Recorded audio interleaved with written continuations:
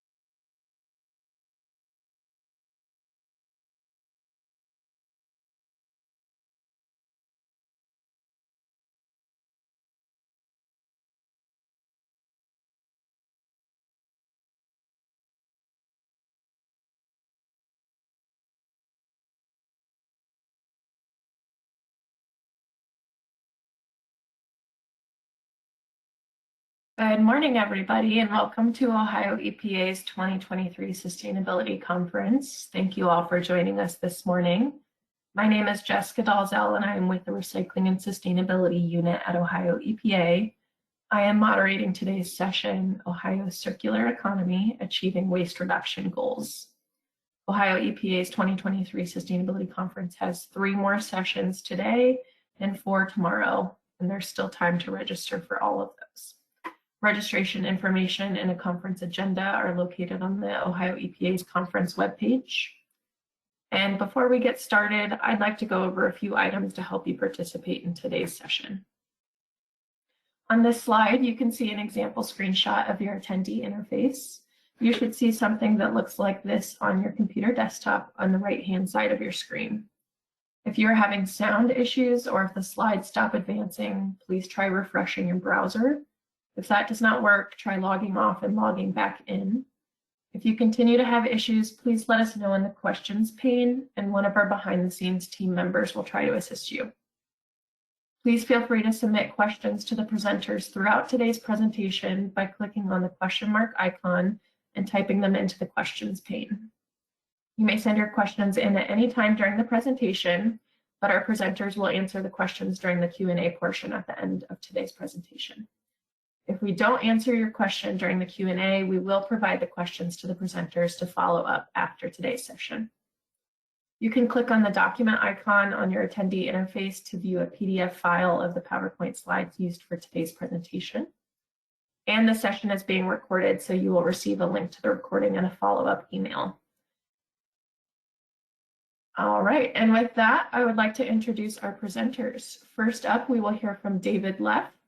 David holds a strong professional background helping colleagues and clients understand risk, improve safety performance, and implement programs to create a positive safety culture. David joined Huntington Insurance in 2017, but has years of experience in EHS, loss control, and risk management.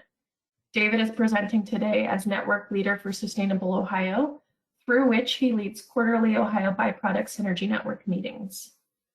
Britta Latz is our next presenter, and she is the Executive Director of MedWish International, a Cleveland-based nonprofit organization that saves lives and the environment by repurposing surplus medical supplies and equipment. MedWish partners with healthcare facilities to divert medical supplies from landfills and use them to provide humanitarian aid to people in need. Staff and volunteers sort, quality check, and pack the supplies, which are then matched to needs in the local community and around the world. Ed Shoemaker is our final presenter today. Ed Shoemaker is the Engineering and Environmental Compliance Manager at Sunstar Engineering Americas, Inc. Ed has a patchwork of experiences through many industries that span the manufacturing of explosives to large natural gas engines. Each experience has provided Ed insight into how materials are used, reused, or discarded, and allowed him to perfect identifying residual value in discarded materials. I will turn it over to our first presenter, David, to share information about Ohio's Byproduct Synergy Network. Morning, and thank you, Jessica. Appreciate the opportunity to speak to everybody today. Yeah, my name is David Leff, and I am the network leader for the Ohio Byproduct Synergy Network. There we go. We are an organization that's now finishing up our year 13 of active membership. And I'm going to talk to you a little about what we do and how we do it. So what is Sustainable Ohio? We are a very wide-ranging group of different companies in different markets that really have a passion about sustainability and to find better uses for what we call waste. And we form partnerships to improve our efficiencies and our goal to reduce waste out of landfills and have a beneficial reuse to materials. We were formed under a partnership from the Ohio EPA, this group, and we thank the Ohio EPA for their contribution and guidance in the beginning. Originally came out of the ODNR. We had Ohio State University, MORPC, the U.S. Business Council for Sustainable Development, and SWACO, who in 2010 as individual partners came together and helped us form this network in conjunction with a program developed by the U.S. Business Council for Sustainable Development. When we think about a start of what we call a byproduct synergy, so we're Sustainable Ohio, and one of our programs is our byproduct synergy network, is to think about how BPS actually got started. And on your screen, you're looking at a sample story about how this originally started. And we talk about Chaparral Steel and their parent company and the CEO who was there, who managed that process very well, and he knew that they were throwing away this stuff called steel slag, and they were paying money to do it from a landfill perspective. And the parent company was having issues with a cement operation and asked that gentleman to go over and run that operation. And after he figured out what was going on and where the costs were going and how much raw material they were looking at and how it was processed, figured out that that same process that they were doing to this raw material was developing basically the same product that they were throwing away at the steel industry. So where there were two costs in buying raw materials and process on the cement side, and where there was a cost from a disposal perspective on the steel side, they tried out that material and it ended up working. So it was a beneficial reuse of material, it wasn't thrown away, and from a cost standpoint, it really became, instead of a waste and a cost from the cement or from the steel factory, it became a profit center because they were able to sell it to the cement people. And the cement people reduced their overall costs buying the material. Hence, byproduct synergy was sort of formed there. And through a network of people, that process became a formalized approach with the U.S. Business Council for Sustainable Development. So we're going to talk about what is a byproduct. It's an incidental or secondary product made in the manufacture or the synthesis of something else. So the word we want to get away from is waste, and we don't want to use waste anymore because most things actually can be used as a beneficial reuse or as a product in somebody else's process going forward. We don't need to just throw it away. What's a synergy? Well, an interaction between two or more organizations looking at different substances, looking at processes, and the sum of those two things together improves the overall effect. So byproduct synergy. The classical definition of the BPS, it's from the U.S. Business Council for Sustainable Development, and this was written in 1997 as they worked on developing the whole BPS product, is matching these undervalued streams together and finding potential users so we do have that beneficial reuse. There are major benefits for doing this, with the societal benefits, the environmental benefits, the cost benefits, and all those things add up to a very good process when we talk about byproduct synergy. So what do we do from a Sustainable Ohio and the Byproduct Network here? Well, we provide 4 meetings a year, as Jessica talked about in the introduction, and we have all of our companies come together. We talk about markets, we talk about industry improvements, we talk about where there are success stories, and we go around the room with each of our member companies and our potential new member companies and talk about what they're actually throwing away. What do they have from a waste stream perspective? Where do they have issues? Maybe they're already doing some beneficial reuse, but where do they have some issues in developing that additional improvement from an organization and environmental perspective? We walk through the barriers to those things, and we're going to get into a couple of those, what those barriers look like here in a couple minutes. But we've got a structured meeting. We talk about it. we visit clients, we see how they actually do some things, and we are able to use the combined efforts and the mind power in our room to really develop those synergies to a greater extent. So how do we do it? We convene four times a year, meetings documented. We've got our materials, and we track those individual synergies that may have developed. In every meeting that we have, there's always at least one synergy that we come up with. Doesn't mean that it always works, because there are barriers to some of the synergies. Sometimes it's a cost issue, sometimes it's a transportation issue, sometimes the material just doesn't work the same way they thought it might work from a theoretical perspective. So we work through all that, we track it, and we understand what we've got from a beneficial perspective. The basic premise of the whole thing, if we drive it down to the root cause, it's waste is really food, it's value, it's profit. And when you look at it overall from a financial and a business perspective, it's waste to profit. We're changing waste, we're changing the cost. It is a sunk item when we're costing it, and we're turning it in potentially to a profit or a zero-sum cost if we just give it away and nobody has to pay for it. So there are all these benefits as we look at the basic premise of what we do. It's also more than materials. You know, we talk about things that we're throwing away in those dumpsters, in those compactors and whatnot, but it's more than just material. It could be a wasted resource. You think about transportation for perspective. You know, we send things out, we're shipping them out of a facility, and all of a sudden we're deadheading back with no load in there at all. And so can we utilize those types of wasted opportunities as a part of this process? And so our member companies that are in the BPS, we do have some transportation and logistics people. So as we look at where there are potential synergies, what can we do from that wasted movement of trucks and other resources? So it's not just the material, it's all these other things. It could also be waste heat. You know, you're generating heat in a process. Well, we've got another product over here that isn't very valuable in a wet condition, but if we can dry it some way, then we may have a beneficial reuse for that material. So can we use it in a step process and utilize waste opportunities from somebody else, like a waste heat to dry that material? So our networks are driven. There's been up to 9 networks across the United States in a byproduct synergy perspective over the course of the 13 years that we've been doing this. There are a couple that are running right now, but more than that, we get into the materials marketplace, which is offered by the Ohio EPA, and how we share that information and how that network across the country actually works as well. So if we think about, again, just graphical interface here, looking at what we do, we've got company A, they've got materials, they've got energy, they got water coming in, they produce their product, they have a waste, they dispose of it. Same thing with company B. If we group those two or more companies together, it's not always just 2, we've had synergies of up to 4 member companies that have worked together to make a synergy work. And we group these together, and then now that waste now becomes a resource.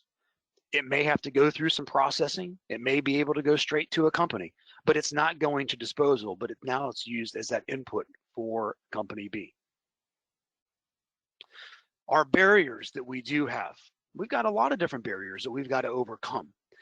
Our member network and the history that we've got with our member companies and others that have been involved. We've got over 100 companies that have been involved over the course of the 13 years, ranging in size from a very small mom and pop operation all the way through a Fortune 10 size company that's been involved with the overall process.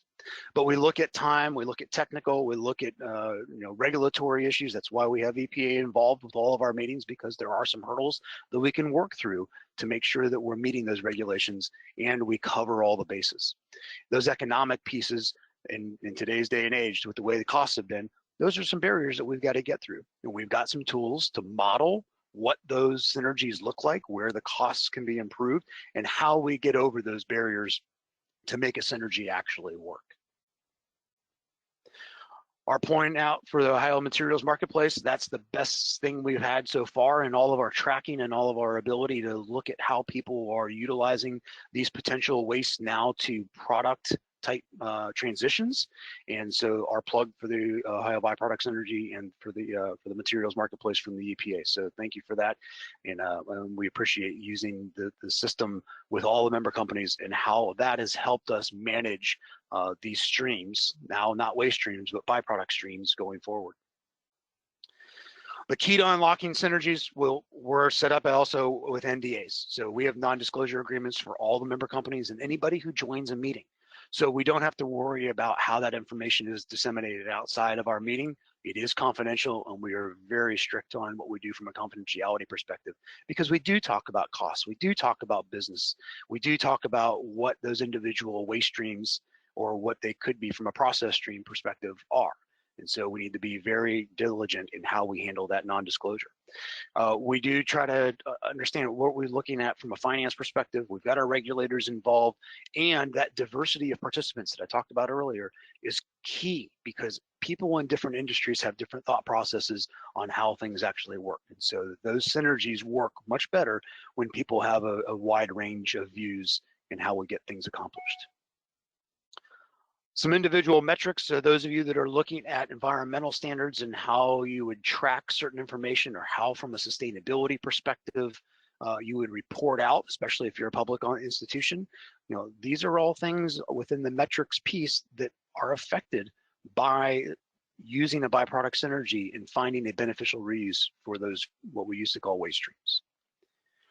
Couple of case studies. I'm going to skip over a couple here from a time perspective. You've got them in your presentation. You can download them PDF wise, but I do want to touch on a few here just to talk about what we're doing. Oop, just went over the one. So we have a member company from a hospital system, and we have a member company also from a soft drink manufacturing perspective. That soft drink company would deliver syrup, because of the volume of use, to the hospital in those blue drums, and then it would be sucked out and put through the fountain machines. And what they were doing with those drums was actually throwing them away, and from a landfill perspective.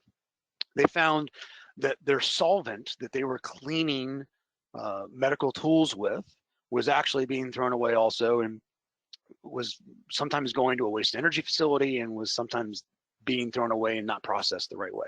But what they did find is those drums were able to handle that. And they found another company, a tank car cleaning company, that could use that solvent, because that solvent met their minimum standards where it couldn't be reused within the hospital system.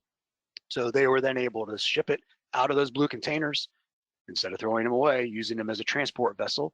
It went to the tank car cleaning company. They used it to the best of their ability. They kept the drums and were able to retransport that to a waste energy facility after it was no longer useful.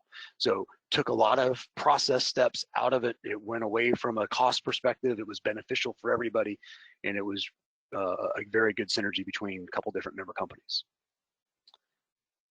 Super sacks. You know, if you've never seen a super sack, they are polypropylene. We've had a bunch of different companies utilize them in different applications. The beneficial reuse was, instead of throwing them away and going to a landfill, we were actually able to reuse them because they had a contaminant in them. Not everybody could take those super sacks, but a mulching company could take them, because when they have black dyed mulch, they could use the contaminant that was in it because it was helpful for the dye. So again, it was a use and a use and a use. And instead of having a one-time use, it had multiple uses until it literally failed.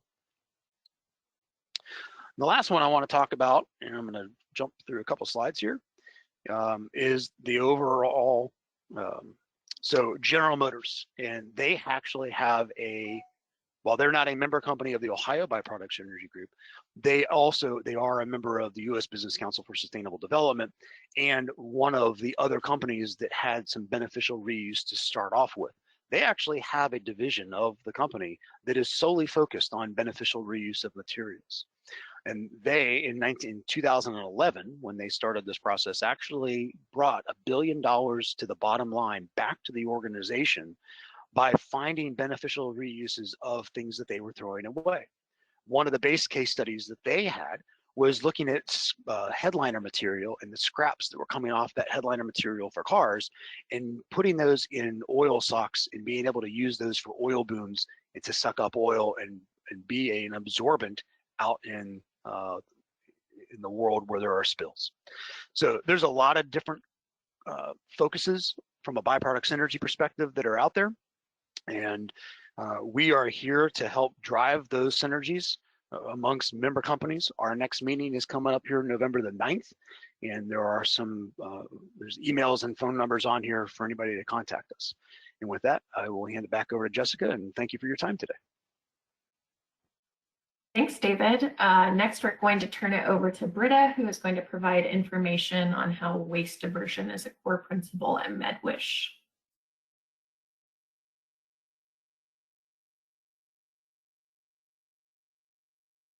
Thanks, Jessica.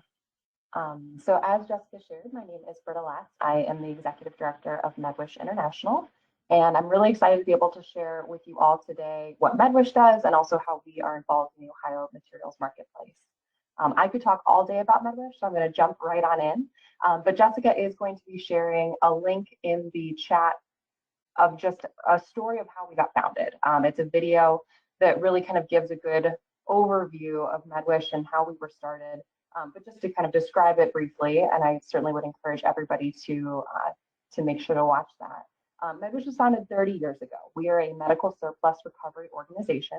We were founded by a Cleveland-based physician named Dr. Lee Ponsky, but we were founded actually while he was a college student.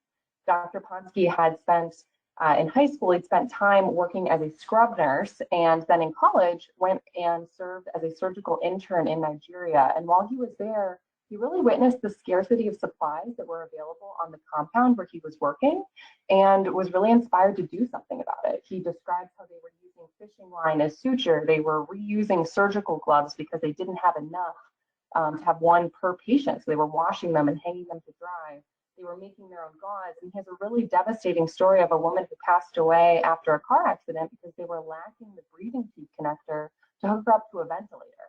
And so he knew that there was surplus here in the United States from his experience working as a nurse. And so when he came back to the U.S., started collecting supplies very humbly in his parents' garage, and eventually it grew to the point of where it is today. And at this point, we now have a 60,000 square foot warehouse in Cleveland, where this is what we do. We collect surplus medical supplies and equipment in order to repurpose them and distribute them as humanitarian aid to people in need. So really our big goal is to be able to bridge that gap between the surplus and excess supplies that we have with those who are experiencing scarcity of those same items. So how we do this, MedWish at this point collects around 600,000 pounds of medical supplies and equipment every year.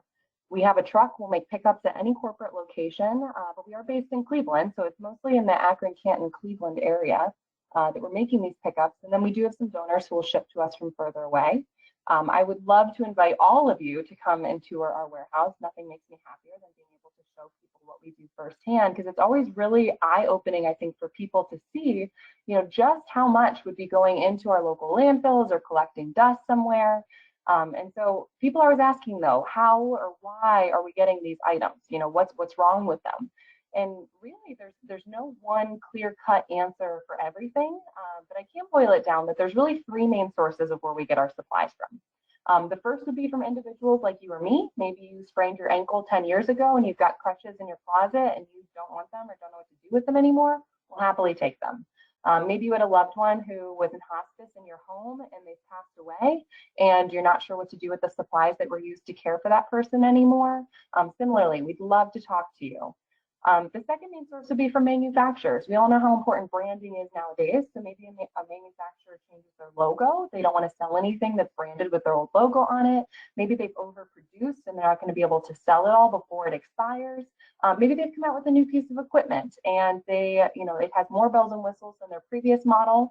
And so they're not looking to use the old models. They're not looking to sell it anymore. We'll happily take those. And then the third main source of where we get our supplies from is from our healthcare institutions. So whether or not that's an individual doctor's office or a major hospital system, we work with them to get supplies for a variety of different ways. So for example, a couple of years ago, one of our local hospitals had signed a new contract with a new suture vendor. They were unable to use the suture from the previous vendor per their new contract. And so instead of throwing them all away, they donated them to MedWish. We worked with a senior care facility a couple of years ago who got a grant for brand new beds. Their beds looked like they were from the 70s to the 80s, and so they were looking to replace them. And instead of throwing them away, once again, they brought them to MedWish, and we were then able to distribute them as aid. We also will work with, like, we'll hear of night nurses and other people who are on the floors of the hospitals who, once a patient has been discharged or a room's been emptied, they'll go through and they'll pull the items that may have already been taken out of inventory, billed to insurance, but due to, course of treatment, or perhaps the individual passed away or was discharged earlier than they thought, those items went unused, and due to regulations, they're not allowed to go back into inventory. For whatever reason we're getting these supplies, we just really like to emphasize that we're just thankful they know about MedWish. We hope that everybody knows about MedWish so that these items aren't going into our landfills and instead can really help people. Because that second phase then of our process is that at our warehouse, we have incredible volunteers who will come and help us to sort, pack, and make these supplies available then to be redistributed all around the world. So we have an international humanitarian aid program, but we also have a local component to our work through our local and domestic giving program. And overall, through all of our efforts over the last 30 years, we estimate that these efforts have impacted millions of lives around the world.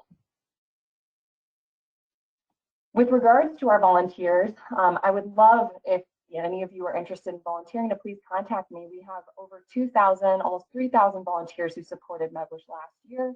You do not have to be a medical professional to be able to come to our warehouse. We have individuals, retirees, corporate groups, school groups, you name it, who come to MedWish to help us, like I said, to be able to sort and pack these supplies to make them available for redistribution.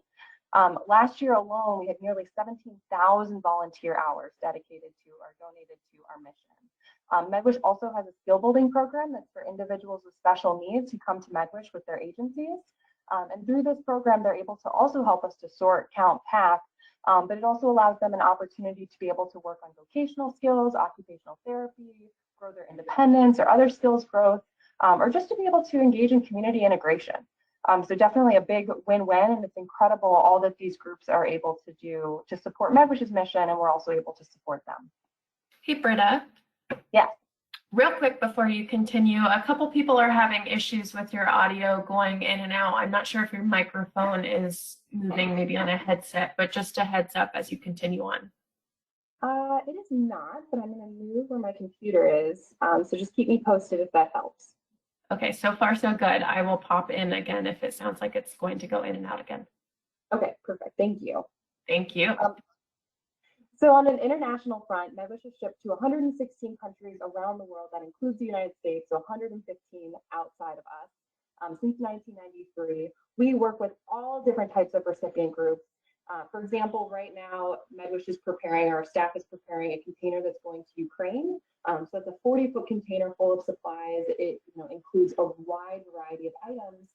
But we also will work with a group to be able to facilitate the shipment of one wheelchair. For example, there was a little boy in El Salvador last year with spina bifida, and we were able to work with the recipient group to get them a wheelchair to take to him, which opened up opportunities for him to be able to go to school and be able to move around, not on the ground, due to his medical condition.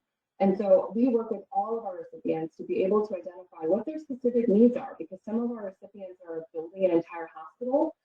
Some are, conducting disaster relief efforts, or, just kind of working to be able to sustain an ongoing clinic or ongoing medical support for a specific region or a specific country.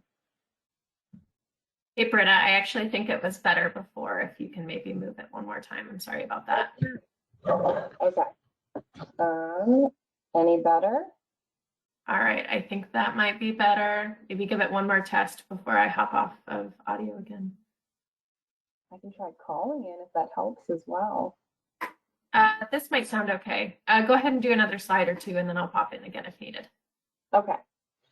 And then on the local and domestic front, we started our local and domestic giving program in 2018. We were initially founded as an international aid organization, but we were receiving countless calls from people in our own local communities who were in need of mobility aids and things like that, just for their own general health and wellness.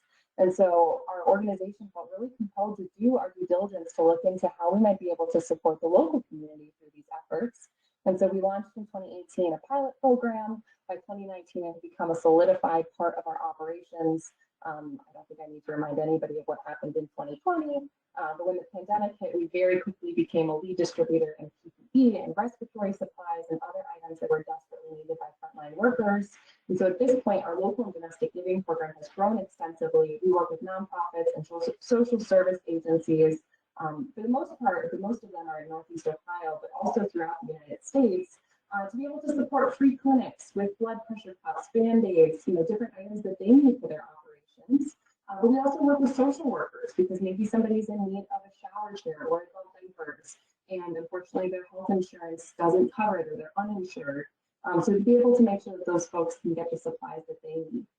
In terms of our work and the percentage-wise and everything, we distribute more pounds internationally, but actually we distribute more orders here locally, and we have people picking up supplies for local distribution, all throughout the week at any given time. Further, MedWish is really dedicated to our global health impact, as you heard about from our international and our local efforts. But we also are really dedicated to our impact on the environment. So as much as we can do to keep these items out of landfills, we try to do. So not everything that comes to MedWish is still viable and able to be used. We won't distribute anything that's expired. We don't want to send anything that's no longer sterile that needs to be. And so some items just unfortunately get removed from our humanitarian aid programs, but we really want to look at what else can we do with them. So you can see here in this picture, you've got sponges on a stick, you've got, all different types of syringes, things like that should be sterile or maybe are expired, but they're great for after-school arts and crafts programs. We work with humane societies and animal shelters to distribute our expired surgical gloves and things like that. So you don't need to have sterile and in-date surgical gloves to, clean an animal's cage. And so we try to find other ways that we can utilize these items in order to, once again, keep them out of landfills, support other nonprofits, and figure out some way to use them. In terms of the Ohio Materials Marketplace, MedWish is a member, and we've utilized it to be able to see if there are items that are medical in nature that are being made available through the marketplace. And so it's been really great for us to be able to, create new relationships. So we were able to last summer connect with the Cleveland Heart Lab, who posted a couple of pieces of equipment, and MedWish was able to get those, and then they were distributed, to some of our recipients, and it was incredible because we had not previously had a relationship with them. So it was really great to be able to make that connection through the marketplace and to be able to, like I said, get those supplies to be able to support our recipients' needs. So that's all of my presentation, but I really want to encourage everybody to, please watch the video that Jessica shared out. There are so many different ways to get involved with MedWish, whether or not you have supplies in your own closet that you're looking to potentially donate. They don't have to go through the marketplace, although if you're a company and you're obviously involved in the Ohio Materials Marketplace, we would love for you to connect with us. So it just helps us to spread the word, because ultimately we're trying to keep these things, like I said, out of landfills, get them into the hands of people who need them. But we also love volunteers. We love people to come and take tours, get involved in events, or just if you're a group that's going internationally or doing local work here and you benefit from these supplies, we'd love to connect with you too. So I know we're going to open it up to questions at the end, but just really want to encourage anybody, if you're interested, to please connect with me, connect with MedWish, and we'd love to have you involved with us. Thank you, Britta, and sorry about the sound issues, everyone. Technology is both a blessing and a curse, so thank you for bearing with us. This session will be recorded, so if any of the portions that Britta was quiet or cut out, we'll make sure that you can hear that in the recording. So please stay tuned for that. And last but not least, Ed is going to share with us his organization's experiences using the Ohio Materials Marketplace.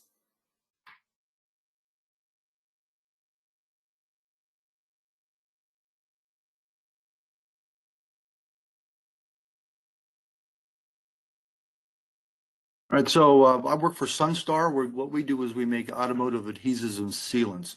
We've used the marketplace to move some materials that we have been building up and stuff. So here's kind of the some of the successes we've had. We have some calcium carbonate we've moved out, and that's been used for a number of different things, and some acrylic resins that just kind of for a raw material that are a finished good that we no longer make. Some equipment. We found some people who would be interested in some of the equipment that just we no longer had a need for. And then we had some fiber drums, and these were used as actually for waste drums at another company. So those are some of the successes we have. Some things that weren't successful, and I've done a number of these different things. I've found packaging and containers, for the most part, don't move well. And the lighting, just because that tends to stay on in the plant as well. We also had some ice packs that were reusable that there just wasn't a need for or couldn't find a home for. Some of the reasons for this is in general, containers are ignored. Everyone has packaging. All you got to do is look at all the Amazon and everything else coming in with all the packaging. So people are reusing stuff that they have just with themselves. And also there's always a concern for contamination. A glut of cardboard, and everyone sees that, especially for boxes. And lighting systems, so many people are changing out lighting systems for more energy efficient ones. And as you go through each iteration of that, the older systems become useless for the most part. So what makes a good listing? The information that you supply, you want to make sure it's complete. You have a description of it, the quantity, and the time frame that it can be available. Right? Here's an example of something that I posted. It pretty much specifically describes one of the packages we had, which is a fiber drum. Everything that's on there that you could possibly want. Okay. Make sure your contact information is available, and in the marketplace, it does a very good job of making sure that. Just make sure it's correct and it's something that you check. All right. And of the picture, make sure it's in focus, it's well lit. Take a couple different pictures, go from different angles. Okay. Make sure it's an image of the product you're looking to move.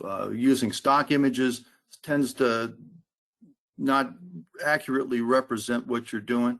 And make sure you look at the background of the picture. Make sure there's nothing proprietary for what you're doing, and or inappropriate or whatever. So that just things to think about, right? Example of this, this is a picture of one of the drums.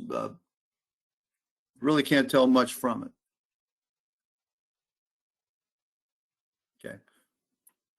Develop a listing that answers why someone would want what you're looking for. So this is an example of what would be I don't think is a great picture. It's first off, it's sideways. It's hard to read, doesn't give a full picture of the whole system. This is something I did, so I'm only picking on myself. Okay.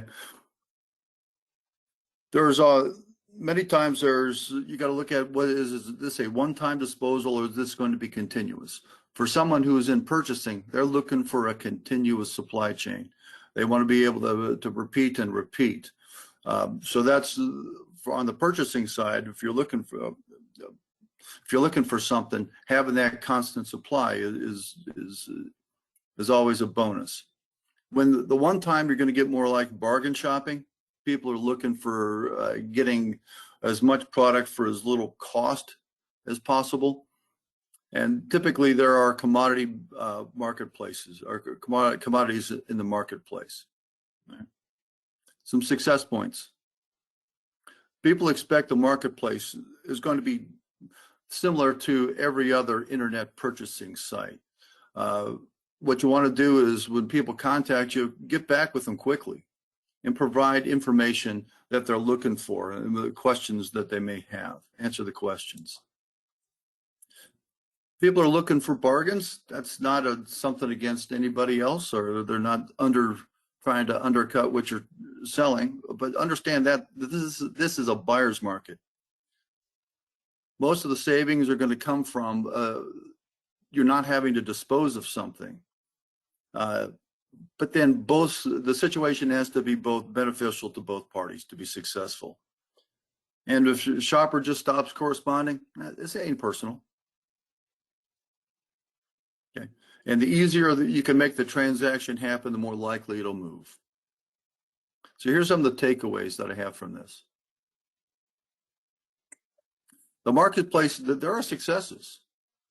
It's okay to take chances with material. Again, if you don't try it, if you don't put it out, you have no idea if anybody else might want it.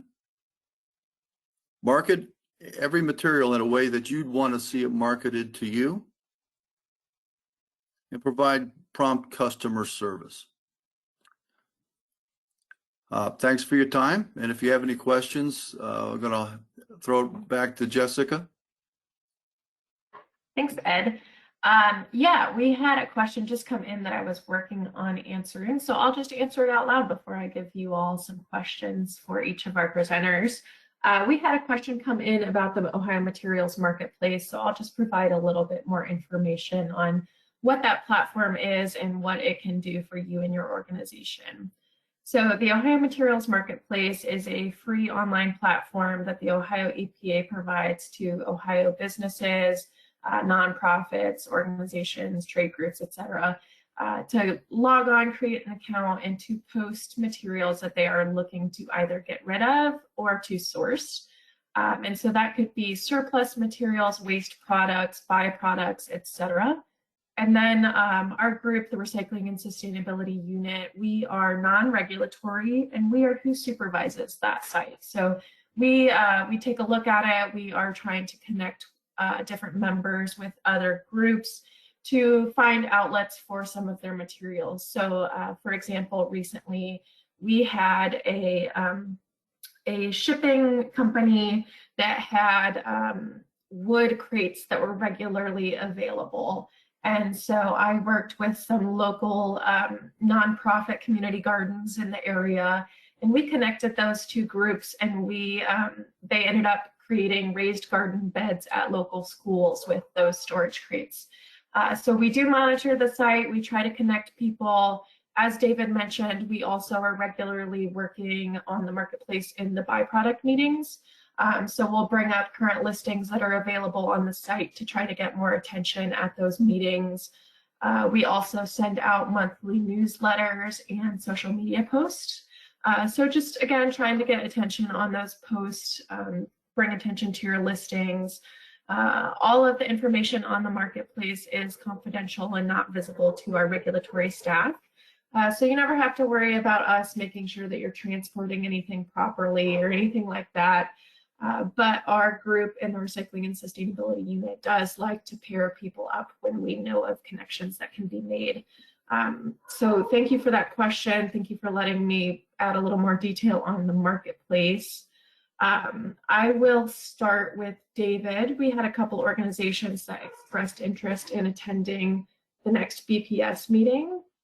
So if you could just talk about if that's possible, how they can go about getting involved, do they need an invite, etc.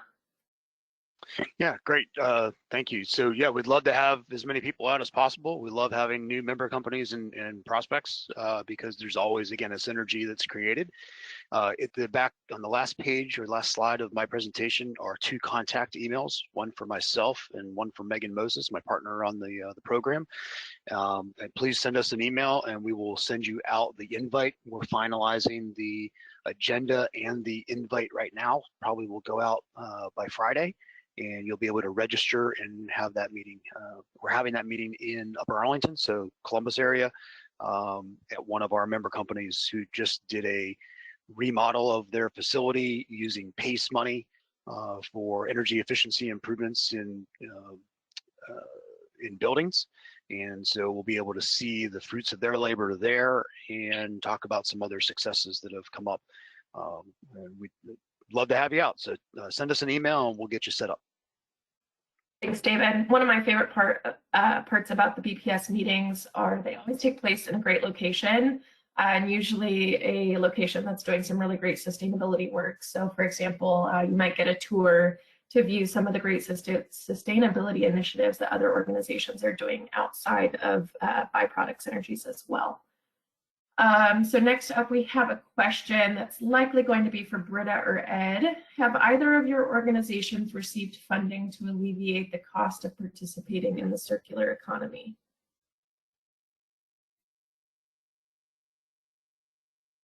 I can jump in first, and I hope that everybody can hear me.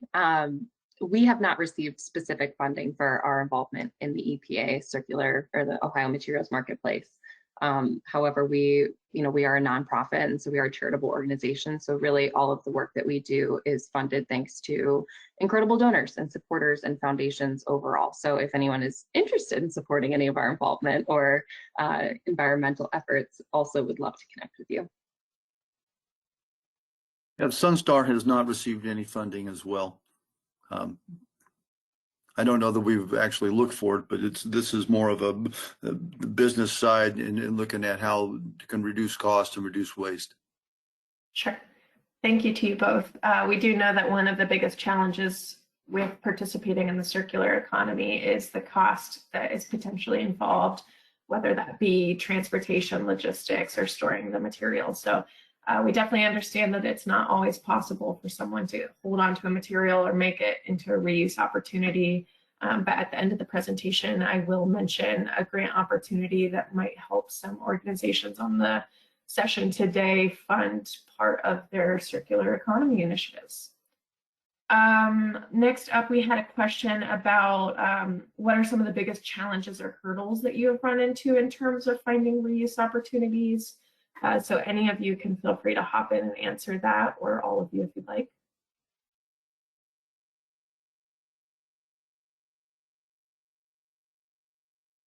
Yeah, sure. I'll start. Number one is transportation. That's probably one of the biggest ones that's out there because of getting things to another location and who has the ability to do that. Second is time, from who's responsible for it and how people are going to handle it. So we talked about those kind of barriers within on my little word cloud area.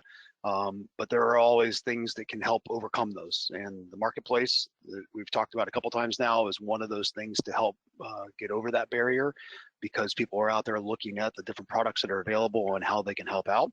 And then just from overall knowledge of how things have happened, we find ways to get around some of these barriers, but there are a number of them out there.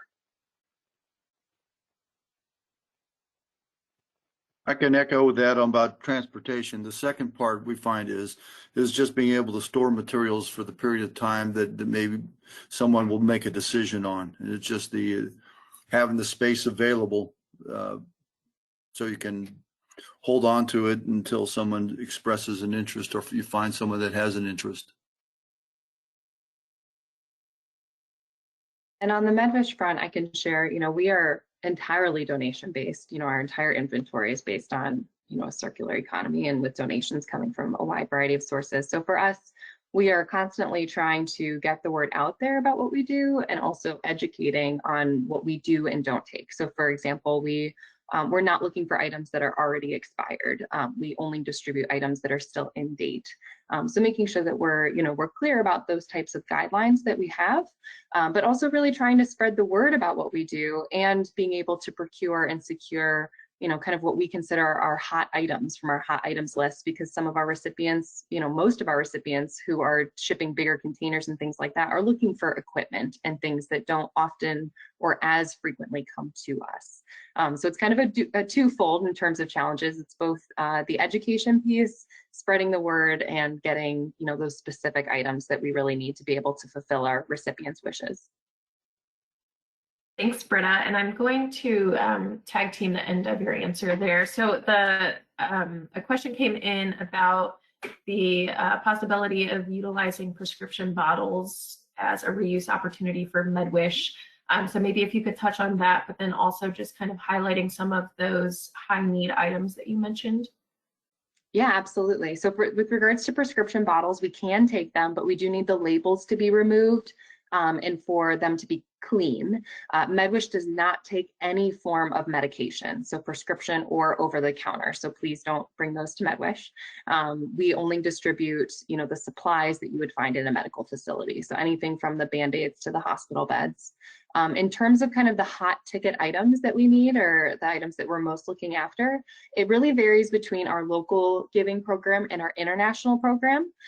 We have really found over the last 5 years that the biggest needs that we have locally are actually hygiene products and also diapers, and that those items are desperately needed by a lot of the folks that we are serving here locally. Internationally, it's a lot of equipment and things like that, like ICU beds, isolates, incubators, lab equipment like microscopes, things like that. So if you have access to any of these types of supplies, also if you go onto our website, we try to make it as easy as possible to kind of look through all of the items that we accept.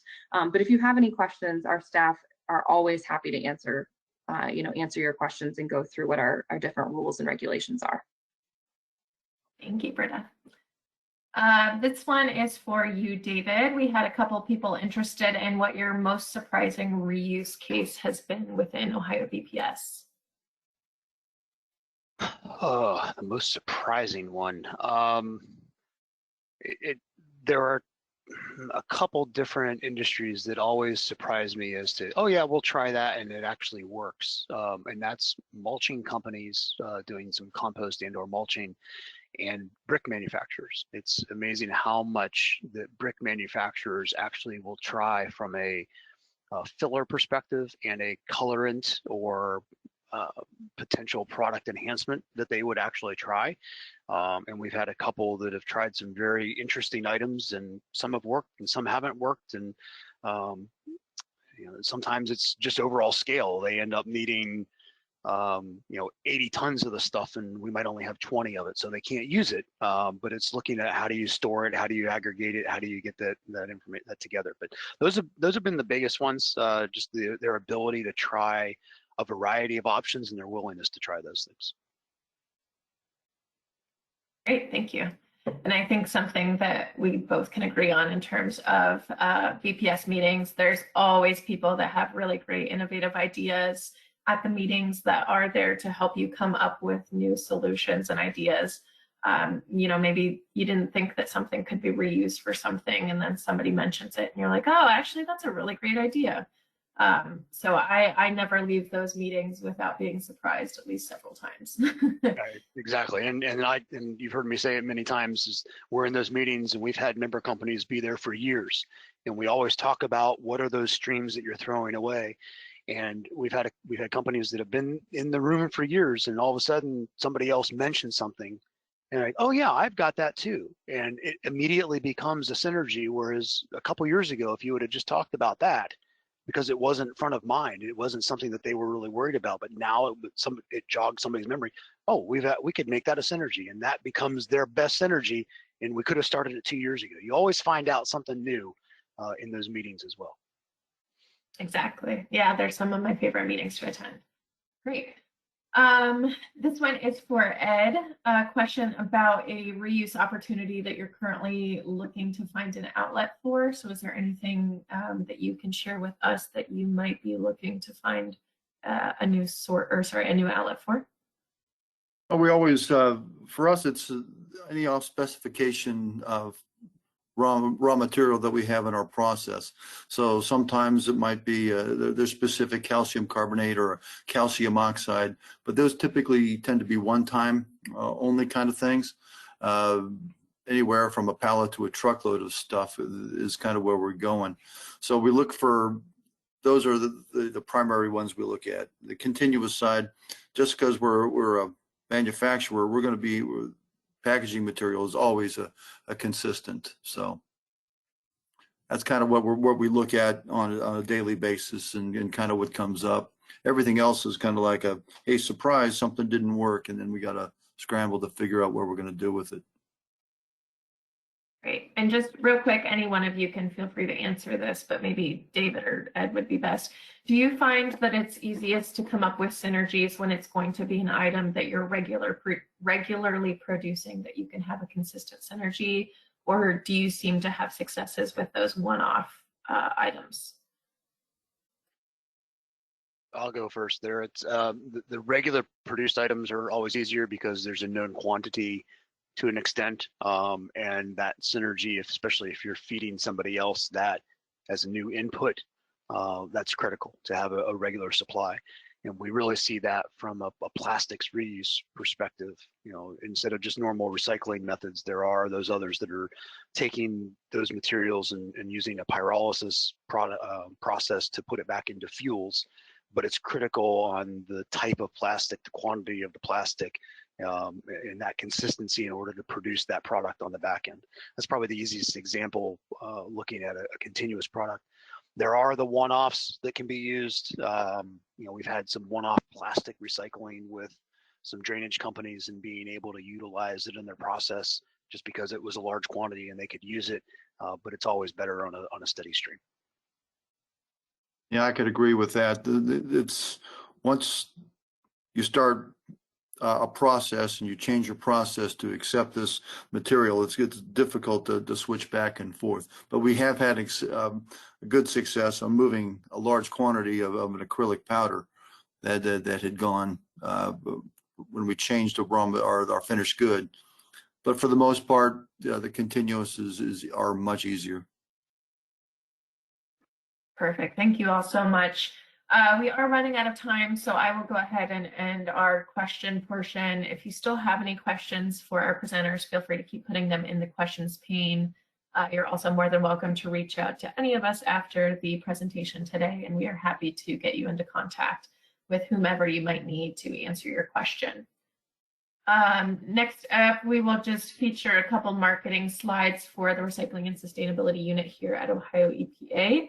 Like I mentioned earlier, we do offer the recycling and litter prevention grants.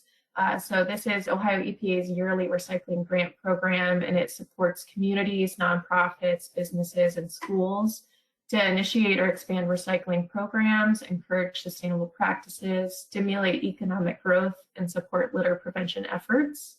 Applications are open online and open October 2nd. We will also be having an informational webinar on October 2nd so that you can learn more.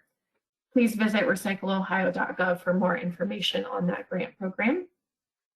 And last but not least, I just want to feature some of our upcoming sessions. Later today, we will hear from our Encouraging Environmental Excellence awardees on successful sustainability initiatives that are going on in their organizations. After that, attendees will learn about the environmental and economic benefits that the reuse of a contaminated property can yield in our brownfield session.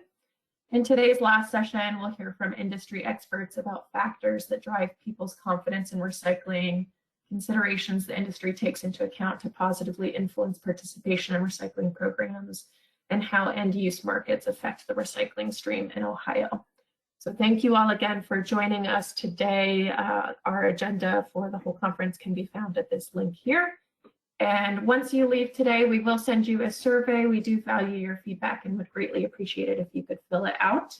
If there's anything else we can do for you, there is also the opportunity to input that in the survey as well. Thank you all for being here today. We greatly appreciate it and hope you will be able to join us for more sessions.